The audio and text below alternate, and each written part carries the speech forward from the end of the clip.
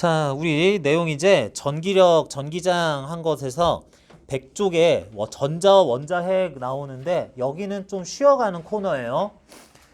자, 이번 시간에 전자와 원자핵, 원자 모형 이런 것들은 좀 공부를 할 건데 요거 보고 나서 뒤에 스펙트럼 잠깐 설명하고 그 다음에 다이오드 나오는데 에너지띠, 다이오드, 에너지 준위 이런 거 나오는데 요거는 조금 생략을 할까 생각을 하고 있습니다. 이거는 이제 거의 암기사항 위주로 돼 있는 거라서 교과서에 있으니까 나도 여기 실어놓긴 했는데 지금 설명하는 건 좀 적절하지 않다 싶어가지고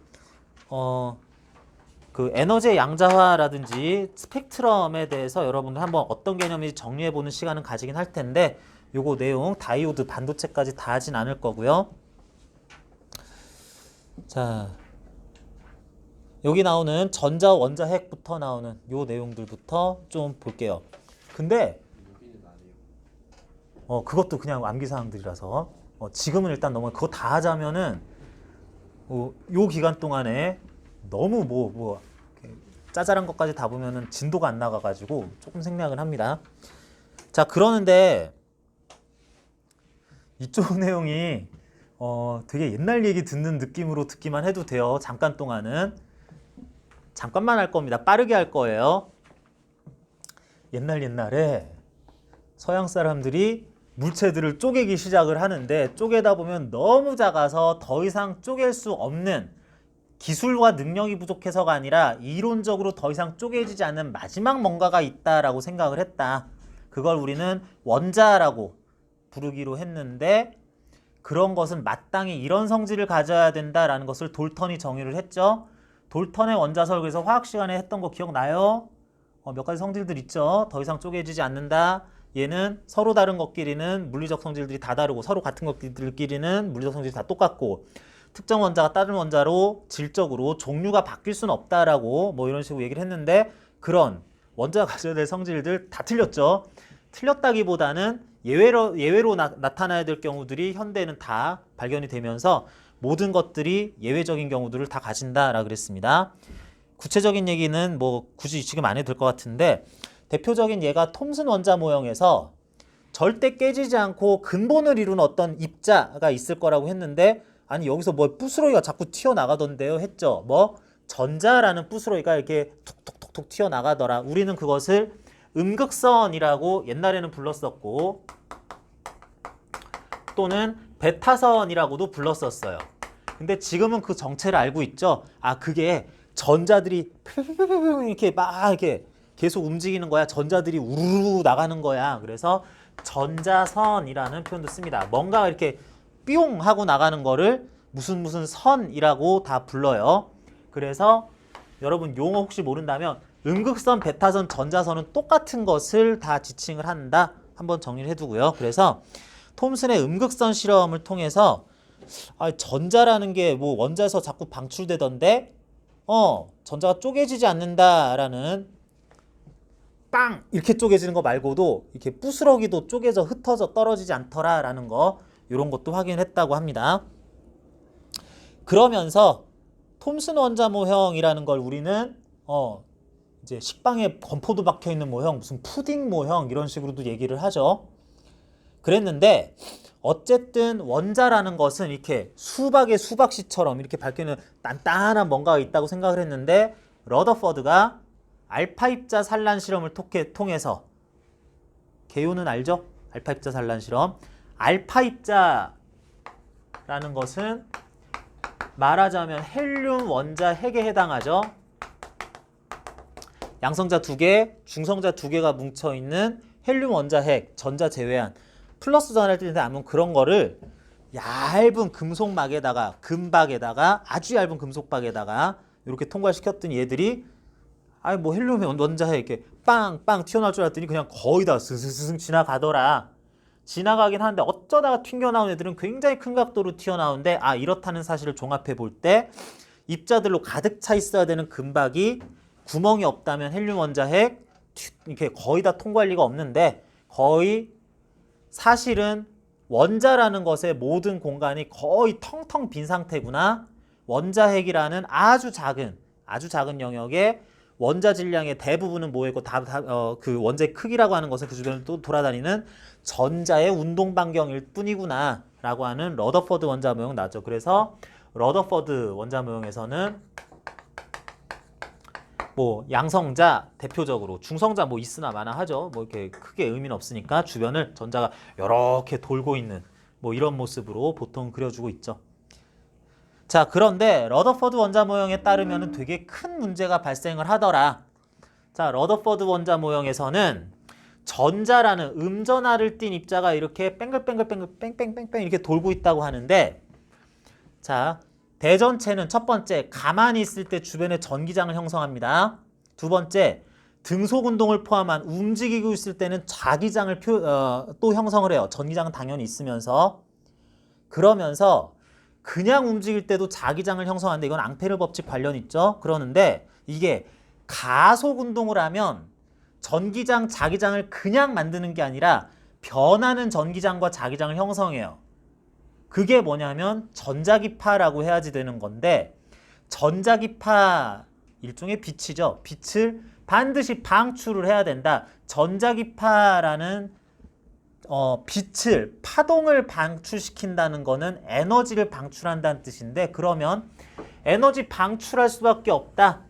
이것도 방향이 바뀌는 가속 운동이기 때문에, 그러면 스스로의 에너지는 작아져야 되는데 스스로의 에너지가 작아진다. 느려지면서 점점 작은 반경을 돌아야 된다면 결국에는 전자는 원자에게 끌려가서 붕괴할 것이다. 근데 붕괴 안 하고 모든 물질들 다 유지되고 있습니다. 이게 문제가 이상한데 해가지고 첫 번째 문제점, 두 번째 문제점, 스펙트럼 얘기하면서 조금 더 얘기를 할 건데요. 이 원자가, 전자가 에너지가 들뜨거나 하면서 흡수할 수 있는 에너지가 되게 선별적으로 있더라. 어지간한 에너지 그냥 대강대강 흡수하는 게 아니라 얘 입맛이 까다로워서 요만큼 에너지 흡수, 요만큼 에너지 흡수 이런 건 가능한데 이런 에너지들은 나 안 먹어요 그러는 것들이 있었다. 에너지의 선별적 흡수 방출하는 요 현상이 이 상태로서는 크게 설명이 안 되더라.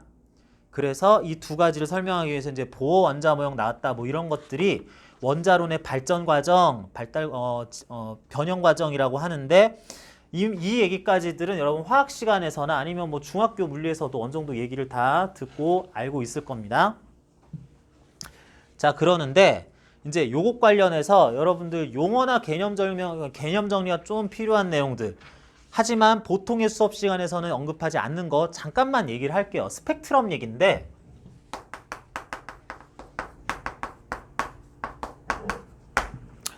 교재에서 배기 쪽에 나오는 그림에 대한 겁니다.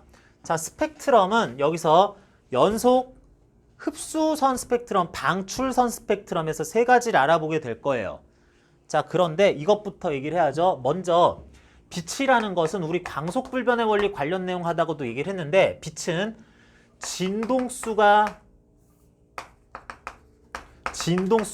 크고 파장이 짧은 감마선부터 시작해서 진동수가 작고 파장은 긴 나중에 전파까지 감마선, X선, 자외선, 가시광선, 적외선, 마이크로파, 기타 등등등 전파들 뭐 이런 것들로 인간이 인위적으로 이름은 붙여놨지만 이렇게 아무튼 다양한 파장과 진동수의 전자기파들이 있을 수 있다. 특히 가시광선 영역은 파장에 있어서 약 380, 400 나노미터부터 약 780, 800 나노미터가량 파장 영역대를 가리킨다. 이런 것도 알 수 있어요. 그런데 이런 빛들이 진공 중에서는 모두 똑같은 속도로 갑니다.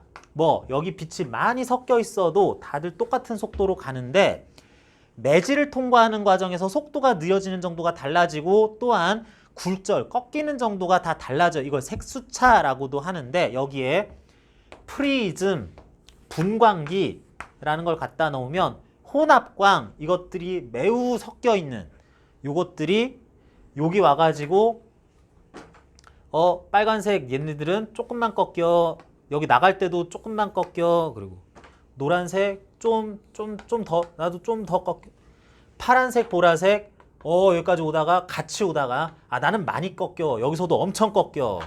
물론 자외선은 더 많이 꺾이고 감마선은 더 많이 꺾일 것이고 마이크로파는 좀 덜 꺾여서 적외선도 덜 꺾여 이렇게 갈 겁니다. 근데 나머지는 우리 눈에 안 보이니까 뭐 있으려니 하고 그런 추세를 따르려니 하고요.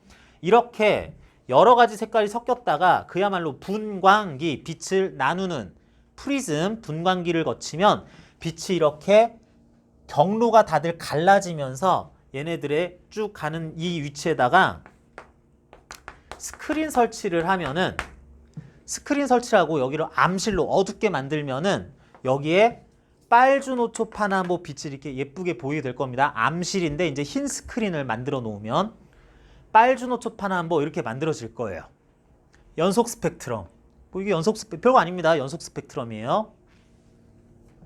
아, 여기에 굉장히 많은 빛, 다양한 빛이 섞여 있었구나 하자. 그런데 여기에다가 투명한 병을 하나 만들어 놓고 여기다가 기체를 채워 넣을 거예요. 질소, 뭐 이산화탄소, 헬륨, 네온, 뭐 아무거나 뭐 암모니아 뭐든지 집어넣습니다. 그런 다음에 통과를 시키면 여기 모든 빛들이 거의 다 우리가 유용한 빛, 뭐 생각할 수 있는 빛들 다 이제 섞여 있다 쳤을 때 여기에 들어있는 가스들이 이걸 먹어요. 퐁퐁퐁퐁 이렇게 합니다. 먹어서 얘네들 스스로 빛 지나간다. 어떤 원자가 이거 분자가 또는 원자가 이걸 먹어. 그러면 얘의 에너지가 증가를 해. 그러면 또 지나가는 거 얘도 와서 또 먹고 얘도 와서 먹고 뭐 이런 식으로 하는데 여기 있는 가스가 좋아하는 빛들, 잘 먹는 빛들이 정해져 있어요. 예를 들면 여기 넣은 가스가 노란색을 잘 먹어. 그러면은 분광했을 때 야, 노란색 빼먹었니? 아니요, 넣었는데요. 어디 갔어? 얘들이 먹었다는 거지. 그래서 여기가 빨주노초파남보를 해가지고 노란색 자리가 무지개인데 비어있는 노란색 자리 이렇게 나와 있는 뭐 또는 여기에 뭐 보라색 이런 것도 자리도 비어있는 빵꾸난 이가 빠진 무지개 색깔이 쭉 나타난다. 이걸 기체가 일부 빛을 흡수해서 이가 빠진 스펙트럼, 그래서 흡수선 스펙트럼이라 그래요. 야, 먹을 거면 다 먹어서 여기 안 나타나게 하지. 니네 맨날 이거만 먹더라. 네, 저희는 그거 좋아해요. 그러면서 얘들이 입맛이 그렇다라는 거. 특정 분자, 원자는 얘들이 먹을 수 있는 빛 한 가지만 있는 게 아니라 여러 가지 그런 것들이 정해져 있더라라고 하네요. 신기하네. 그래서 이런 실험을 한 다음에 다 했다 그런 다음에 야, 저 불 꺼 그래가지고 이거 빛 발생 장치 뿅 끄고요. 뿅 끄고요. 집에 가야지 하고 이제 이것도 끄고 이제는 실험 다 끝났다 하려고 그랬더니 갑자기 아까 전에 빠져있던 이 부분에 노란색만 이렇게 쓱 나타나. 빠져있던 부분에 파란색, 아까 빠졌던 게 이제서야 쓱 이렇게 나타나. 그러니까 딴 데는 다 빛 안 나타나는 요것만 도로 싹 살아나서 이렇게 띄엄띄엄한 줄이 생겨. 뭐지 이건 또 아까는 없다가 지금 왜 있어? 그랬더니 이게 뭐냐면 더 이상 여기에 에너지, 빛 에너지가 공급되지 않으면 얘들이 빛을 공급되는 먹기는 하다가 그래서 여기 빠진 게 나오다가 더 이상 들어오는 게 없을 때는 이 아까 전에 밥 먹었었던 애들, 빛 먹었었던 얘네들이 먹었던 에너지를 도로 토해내요. 원상복귀 그대로 해서 토해내요. 그 빛들이 지금 이제 와서 원래 자리에 오히려 얘들만 나오고 있는 거다. 아까 전에 고에너지 상태가 됐었던 원자들이 에너지 방출하면서 방출한 그 빛이 제자리에 나타난다라 그래서 이거를 방출선 스펙트럼이라고 하죠. 방출선 스펙트럼은 방출자를 생략합니다. 보통의 선 스펙트럼이라 그러면은 요걸 얘기를 많이 합니다. 그래서 흡수선 스펙트럼, 방출선 스펙트럼 이렇게 있는데 이게 여러분들이 오해를 할까봐 이것들 용어부터 설명을 한 건데 무슨 얘기냐면 이 가시광선 영역의 스펙트럼, 흡수, 방출, 선 스펙트럼 이런 것들을 할 때 이거를 뭔가 백색광을 뭐 이렇게 한다든지 뭐 이러는 게 아니라 어떤 기체에서 스펙트럼 이렇게 빛 나오는 빛의 스펙트럼 분석을 해보면은 이렇게 하얀 이렇게 조명처럼 이렇게 쫙 되는데 검은색 줄이 가 있는 이런 흡수선 스펙트럼 또는 스크린에 흰 빛이 여기랑 여기만 막 있는 것처럼 이렇게 생각하는 경우들이 가끔 있는데 가시광선에 한해서는 무지갯빛 기본으로 해서 몇 가지가 빠졌거나 하는 줄무늬 모양이 나온다라고 생각해야 되겠습니다. 이때 정리 한번 해놓지 않으면 여러분들이 다른 데서 화학에서도 좀 나오고 우리 지구과학에서도 청색 적색 편의하면서 좀 나오는데 이쪽 얘기할 때 뭐 도대체 이건 누가 알려주나 싶을까봐 지금 한번 얘기를 해봤어요. 자, 그래서 여러 가지 스펙트럼에서 구분해 봤고요. 이제 보어 원자모형 그래가지고 오늘은 그냥 뭐 이런 것들 있구나라는 거 듣는 시간이 되게 긴데 보어 원자모형 아까 전에 러더퍼드 원자모형의 두 가지 문제를 해결했다라 그러는데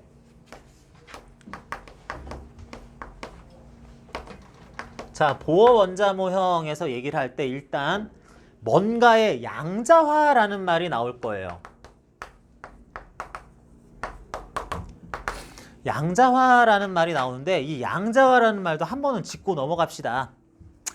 양자물리, 양자역학 이런 얘기 나오면서 양자라는 말을 굉장히 작은 미시세계에서 벌어지는 이상한 일들 뭐 이런 것들을 떠올리는 경우들이 많이 있는데 엄밀한 의미에서는 이 양자화 되었다라고 그럴 때 이 양자라는 말은 수량 량자를 써요. 수량 양 자를 씁니다. 뭐하고 비교가 되냐면 양적으로 질적으로 이런 말을 하죠. 이거는 질은 좀 떨어지는데 양이 어마어마하게 많아. 이거는 뭐 소수지만 정해야 그러면 양은 얼마 안 되거든. 이게 얄짜야. 이게 질이 끝내줘. 뭐 이런 얘기. 그래서 비싼 거야. 뭐 이런 얘기 할 때 질과 대비되는 질적인 것과 대비되는 개념으로서 양자가 있어요. 그런 것 입자, 이게 입자란 뜻인데 화되어 있다라는 얘기예요. 그래서 이 말 자체에는 이 작다는 의미가 딱히 들어가지 않아요. 그런데 이게 무슨 뜻이냐면 어떠한 물리량을 이만큼을 만들려고 그랬을 때 예를 들면 그 시각화했을 때 이만큼의 에너지를 만들자, 이러한 속도를 만들자, 뭐 이만큼의 질량을 만들자라 그랬을 때 이걸 만들기 위해서는 내가 질량을 만들자 그랬을 때 차곡차곡 다 됐다라고 그걸 쭉 질량체들 이렇게 모아서 이만큼을 만드는 게 아니라 에너지를 이만큼 만들기 위해서 자 에너지 어디서 좀 가져와봐 해가지고 이거 이렇게 움찔움찔 해가지고 이만큼의 에너지를 만들었다라고 하는 게 아니라 어떤 뭔가의 물리량은 아주 작지만 기본 단위들이 있어가지고 아주 작은 기본 단위들이 있어서 질량을 이만큼 만들고 싶어? 야, 그거 자세히 봐봐. 이거 하나하나 질량 있는 입자들이야 라고 그래가지고 입자를 이렇게 쌓고 있는 거다. 그래서 총 질량 이만큼을 만들자라고 하자.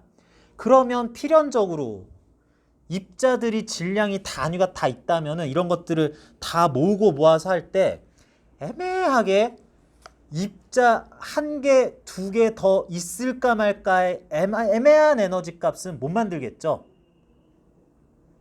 자, 어떤 양적으로 질량 또는 부피 이런 것들이 정해진 물체들, 기본 블록들의 조합을 통해서 총량을 만든다고 했을 때 그러려고 할 때 쌓다가 야 그거 말고 좀 덜 아니 좀 더 많이 이 단위가 이만한 것들을 쌓아야 되는데 이 애매한 값을 어떻게 만들어 하는 것을 이제 우리는 양적으로 단위 입자화되어 있는 것들을 조합해서 만든다라는 의미로 양자화라고 부릅니다.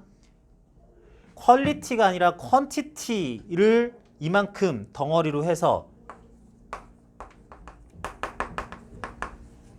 그런 것들에 의해 조합으로서 만들게끔 되어 있는 형식이다 그래서 퀀타이즈 됐다라고도 얘기를 해요. 양자화되었다, 퀀타이즈 되었다라고 합니다. 그래서 결국은 어떤 물리량의 특정 값이 내가 원하는 대로 다 만들 수 있느냐 이거는 이렇게 조합해도 안 돼 하는 게 있느냐라 그랬을 때 원하는 값이 모두 다 경우에 따라서는 나올 수 있다라고 하는 걸 양자화되지 않았다.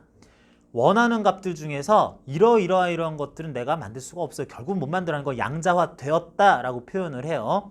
그 의미가 거기까지 확장이 되는 거더라. 우리는 소위 그런 것들을 이거 가능, 안 돼, 안 돼, 안 돼. 이것도 가능, 안 돼, 안 돼, 안 돼. 이것도 가능. 띄엄띄엄한 값들만 존재 가능하다, 성립 가능하다 라고 하는 상황이라고 얘기를 하면서 이걸 갖다가 양자화되었다라는 일반적인 표현으로 채용을 합니다. 자, 그래서 양자화된 것들이 뭐뭐 있느냐라는 것도 여기서 알아볼 텐데 아주 쉬운 예로 막말로 이런 것도 있어요. 여러분들이 학교에서 시험을 봤다고 하자. 그랬을 때 여러분들이 받았을 시험 점수는 양자화되어 있어요? 양자화되어 있지 않아요? 양자화되어 있죠. 그러니까 여러분들이 이게 실력의 문제가 아니라 이론적으로 받을 수 없는 점수도 있으면 그 점수라는 것은 양자화되었다라고 얘기를 해야 된다고. 선생님, 저희 학교는요. 시험 점수가 2.7점짜리, 3.1점짜리, 3.4점짜리, 뭐 1.9점짜리 막 이렇게 해가지고 뭐 이렇게 하던데요. 아니 아무리 그래도 네가 20파이점은 못 받을 거 아니야. 네가 그렇게 몇 점 해가지고 막 그렇게 되는 걸 어떻게 조합을 해도 야 이거 애매하게 조합이 되네 하는 점수는 있을 수 있지만 네가 뭐 15 루트 3점 뭐 이런 거는 아 이건 실력의 문제야. 이건 못 받을 거 아니야. 못 받는 점수가 있다. 성립시킬 수 없는 값이 있다라는 그 시리즈의 물리량 또는 값들을 우리는 양자화되어 있다라고 이제는 얘기를 합니다. 불가능한 값이 있으면 양자화되어 있다라는 표현을 쓴다. 자, 그런데 그 양자화되어 있는 것으로서 여기부터는 여러분들 화학 시간에도 했을 것 같아서 빠르게 설명합니다. 원자핵 주위를 돌고 있는 전자의 반경과 에너지 또한 양자화되어 있다라고 한다. 자, 그래서 원자핵 주위의 전자가 작은 반경을 작은 에너지 상태로, 큰 반경을 큰 에너지 상태로 돌 수 있는데 그렇게 할 때 얘가 돌 수 있는 크기가 정해져 있고 그리고 그때 가질 에너지들도 따박따박 정해져 있고 뭐 요런 반경 아니라 요 사이에 애매한 크기의 반경으로 정해놨던 E1, E2, E3 뭐 이런 식으로 할 특정 값의 에너지가 아닌 에너지를 억지로 가지고 돌게 할 수는 없다. 그런 건 안 돼요 라는 것이 이제 원자핵 주위를 도는 전자의 에너지와 반경에 대한 보호의 전자 에너지 양자화된 그 원자 모형 양자가설이라고 부르겠습니다. 관련해서 이제 수소 원자핵 주위를 두고 있는 전자의 에너지 올라가고 내려갈 때 흡수 방출하는 빛 에너지들을 뭐 자외선 라이먼 계열, 발머 계열의 가시광선들, 적외선 파신 계열들이라서 발견한 사람 이름 저 쭉쭉 얘기하면서 여러분 그런 거 외웠어요? 자라, 가발, 적파 이렇게 해가지고 외웠어요? 안 외웠니? 우리나라에서는 다 그렇게 외우던데? 아닌가? 나만 그렇게 외웠나? 시험에 낼 거다 외워라 뭐 이러면서 나 중학교 때 선생님도 뭐 이런 거 얘기해주고 그러셨었는데 뭐 그래서 그런 것들이 어떤 의미 가지는지 이미 여러분 알고 있는 그 내용들 똑같을 것 같아서 요 정도까지 스펙트럼이라는 것의 정체에 대해서 양자화되었다라는 말 자체에서 자꾸 들어는 봤을 텐데 그게 이런 의미야 라고 한번 이렇게 풀어서 설명하는 것도 이번 기회에 한번 해보는 게 중요할 것 같아서 얘기를 했고요. 그래서 요까지 한 거에 대해서 이제 에너지 중요 에너지띠, 반도체, 다이오드 이런 거 나오는 게 뒤쪽 내용인데 이거는 생각보다 그냥 암기사항 위주이고 뭐 그래가지고 내용도 그렇게 어렵지만은 않아서 일단은 지금 진도로서는 조금 생략을 할 거고요. 오늘 앙페르 법칙이라고 대표되는 책에서 122쪽부터 나오는 전류의 자기작용 요거를 오늘 좀 해야 돼요. 전기장 공부한 지 얼마 안 됐을 때 이거를 해야지 효용이 높기 때문에 요거 오늘 할 거면서 언제 할 거냐면 좀 쉬었다 할 겁니다. 잠시 쉬었다가 여러분 할 거고요. 잠시 쉬는 시간 이용해서 질문 있는 사람은 개별 질문 조금만 더 하고 조금 이따 봅시다.